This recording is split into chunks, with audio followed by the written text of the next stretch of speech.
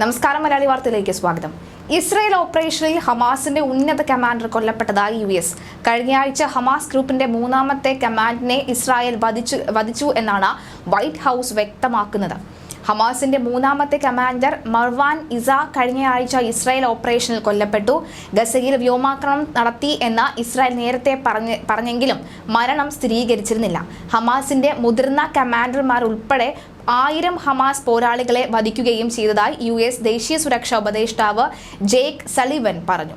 ബാക്കിയുള്ള മുൻനിര നേതാക്കൾ ഒളിവിലാണെന്നും അദ്ദേഹം കൂട്ടിച്ചേർത്തു. മാർച്ച് 9-10 തീയതികളിൽ സെൻട്രൽ ഗസയിലെ ഒരു ഭൂഗർഭ വളപ്പിൽ നടത്തിയ വ്യോമാക്രമണത്തിൽ ഇസയെ ലക്ഷ്യം വെച്ചതായി മാർച്ച് 11 ഇസ്രായേൽ സൈന്യം പറഞ്ഞിരുന്നു. ഭക്ഷണവും വെള്ളവും കിട്ടാക്കനിയായ വടക്കൻ ഗസയിൽ കൊടും പട്ടിണിയെന്നും ഐക്യരാഷ്ട്ര സംഘടന റിപ്പോർട്ടിൽ പറയുന്നുണ്ട്. പ്രദേശത്തെ 70% പേരും പട്ടിണിയിൽ.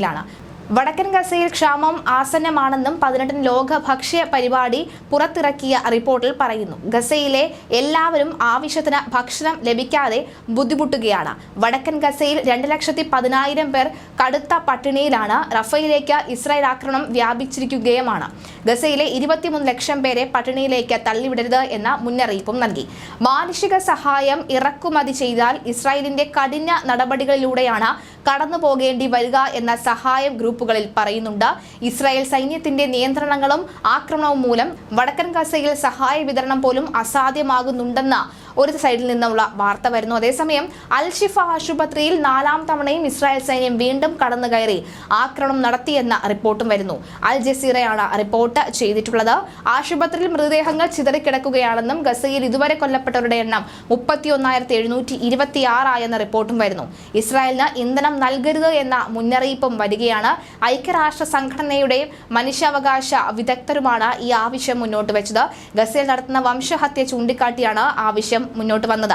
അമേരിക്ക, ബ്രസീൽ, റഷ്യ, അസർബൈജാൻ, അതുപോലെ തന്നെ കസഖിസ്ഥാൻ എന്നിവിടങ്ങളിലൂടെ 3 കമ്പനി ഇസ്രായേൽ സൈന്യത്തിന് എണ്ണ വിതരണം ചെയ്യുന്നുണ്ട് എന്നും ഓയിൽ ചേഞ്ച് ഇന്റർനാഷണലിന്റെ ഗവേഷണ റിപ്പോർട്ട് ഉദ്ധരിച്ച UN മനുഷ്യാവകാശ വിദഗ്ധരായ മൈക്കൽ ഫബ്രി ചൂണ്ടിക്കാട്ടി.